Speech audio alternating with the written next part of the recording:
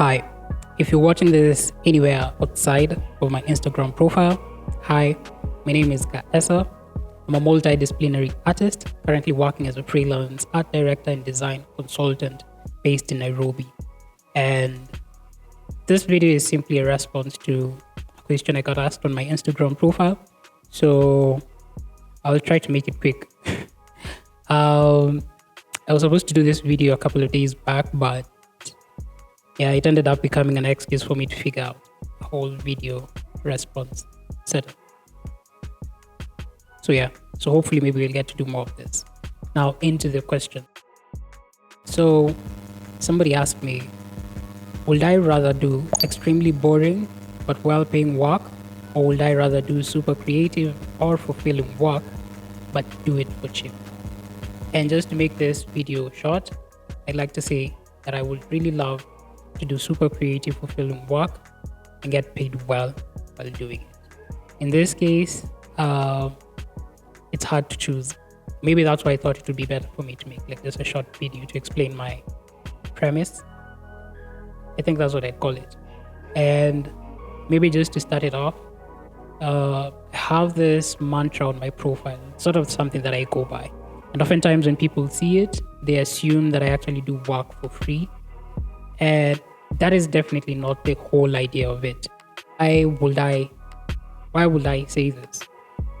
In part, it's because I think and I believe that the work of an artist is in many ways an extension of who they are. And you can notice this in maybe something you've been trying to learn or a skill you've been trying to pick up. You'll notice that it comes more easily to you over time the more you practice on it. Let's say you wanted to be like a good sketch artist. If you compare your progress over time, you can definitely see the progress, and you can tell the things that took you minutes or hours to draw back then don't take you that long. And this is because it has become a part of you. You know the curves and the strokes and the ways to go around your work or the project, and this makes it easier for you. So maybe I'd start by saying what makes work not interesting or what makes work less creative. Because for me, I feel like that's where the main conversation starts. Because you could be assuming that the work you're doing isn't super creative or super fulfilling, but then there's people who take up the same project, the same kind of work, the same scope of work, but they do it and they love it. Or maybe you might be caught up in a 9 to 5 that you feel isn't fulfilling, but that doesn't mean that your experience of it negates anyone else who's enjoying it.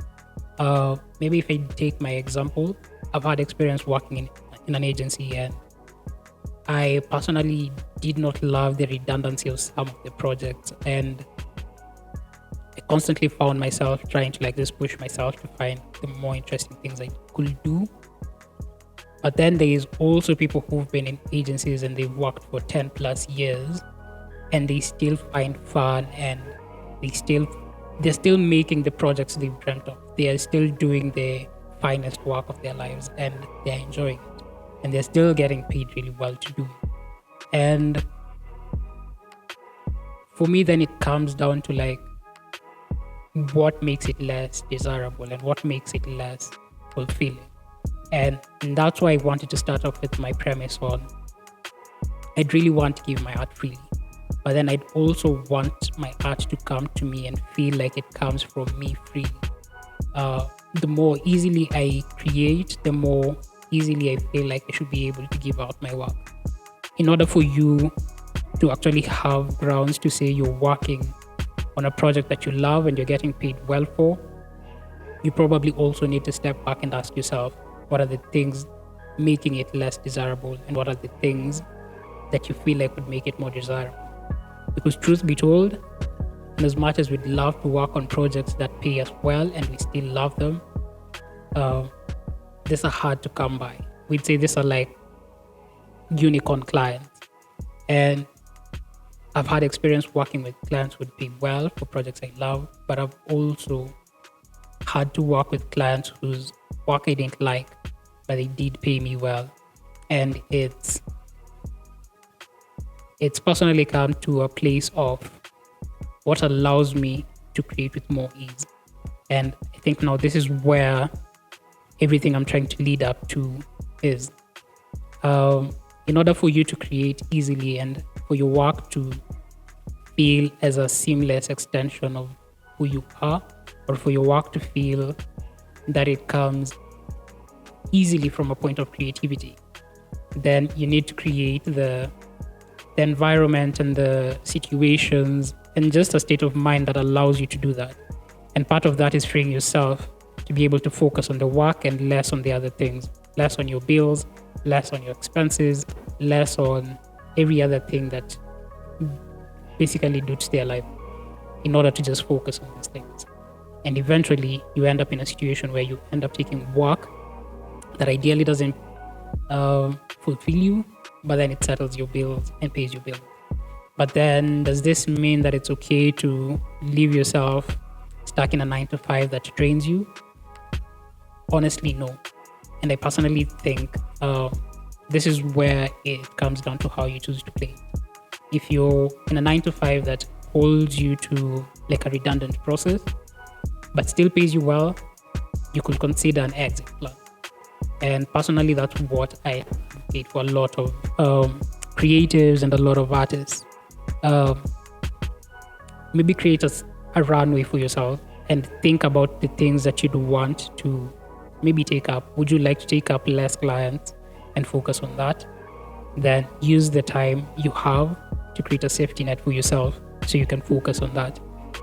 Would you like to start your own outfit? You'd need a runway for that as well. Maybe take your time and set up an exit plan for that. Basically what I'm saying is, if you're an artist and you have a skill set that people are willing to pay for, you eventually get to a point where you might have to offer your skill set for a time that might feel draining and strenuous, but it's good for you if you set it up to eventually free you up to do the things you love. So don't be the starving artist if you have a skill set that you can share and people are willing to pay for. I think it's part of the sacrifice in just creating. In part of it being an extension of who you are, it demands of you to give a little more of yourself. And I know there's people who will be like, bruh, me, I'm sold into this. I am going full time. I am doing art all the way. I don't have time for clients who don't listen to me or who don't give me the space and time to create. I want to do this the way I want to do it. That's fine. I'm pretty much speaking from my experience, and I'd be open. I'm really open to hearing what are your thoughts. Are you down to stick it out, create a safety net for yourself, free yourself up later, or would you rather just start now and start walking through the muds, through the trenches until you finally get to the place you'd like to be? Also, there's the idea of maybe you don't have a skill set that you feel people are willing to pay for. Then I feel like that's a whole other conversation on how you try to set yourself up, and maybe it's in how you onboard your clients. How do you ensure that then you make your creative process as seamless and less painful for both you and the client? Because sometimes the things that make this work less desirable or feel like it's too much work sometimes turns out to be you probably don't have a proper onboarding process. So your clients are not clear on what they expect, and you are not clear on how to deliver. And maybe you also don't have a clear way to terminate your contract with your clients and ensure that you both leave satisfied and know, because you probably just might not be the best fit for each other. You're probably not fit for the job. You probably don't have the skill set, or probably not in the right mind space at the moment to work on the project. Or maybe the client is just too specific and too picky and doesn't allow you room to create. And that's also something you need to accept. And how do you navigate that?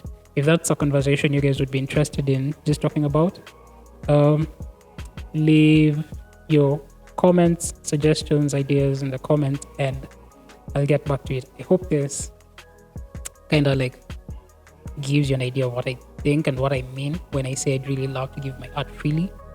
Doesn't necessarily mean that I'd love to work for free, but then ideally set myself up to work with clients who allow me the room to create whenever I can. But also, I am often finding myself in situations where I take up maybe projects and work that I ideally wouldn't love to do, but then they afford me the financial capacity to later on work on projects that I love and I'm more willing to like just do.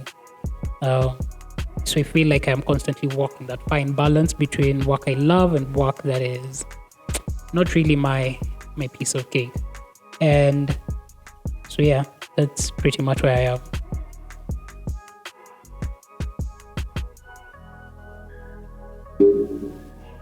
And I think that is the end of my rant.